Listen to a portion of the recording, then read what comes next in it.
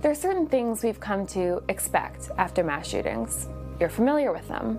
Outpourings of grief, thoughts and prayers, reminders from the National Rifle Association that people kill people, and statements from politicians promising to do something to make sure this never happens again. But not so in Texas. Texas Governor Greg Abbott signed his name to 10 new pro-gun laws, which will take effect next week. Some of the laws are pretty specific.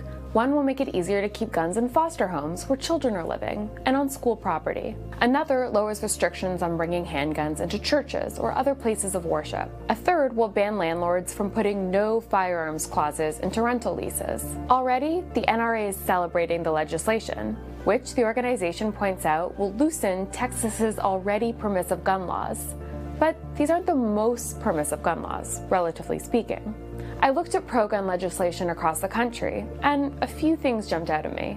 In Vermont, a 16-year-old can purchase a handgun and carry it, concealed and without a permit.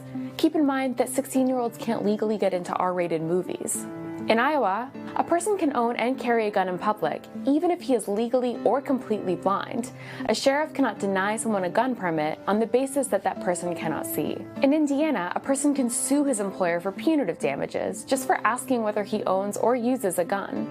In a few states, including Georgia, students can carry concealed weapons on college campuses. In states like South Dakota, a child, say a 7-year-old, can legally own a rifle or shotgun. That's because while federal law imposes a minimum age on handgun ownership, 18 years old, there's no minimum age in the state on long gun ownership. In the town of Kennesaw, Georgia, population 33,000, it is legally mandatory for every head of household to own a gun. City officials say that mandatory gun ownership is important for public safety. The thing is, these gun laws exist in a country where the majority of people, 57%, think that gun laws should be stricter.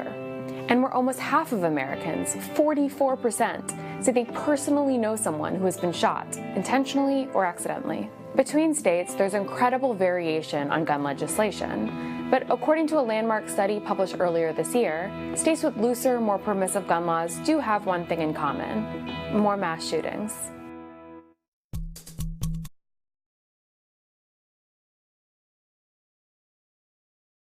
Hey, NBC News viewers, thanks for checking out our YouTube channel. Subscribe by clicking on that button down here, and click on any of the videos over here to watch the latest interviews, show highlights, and digital exclusives. Thanks for watching.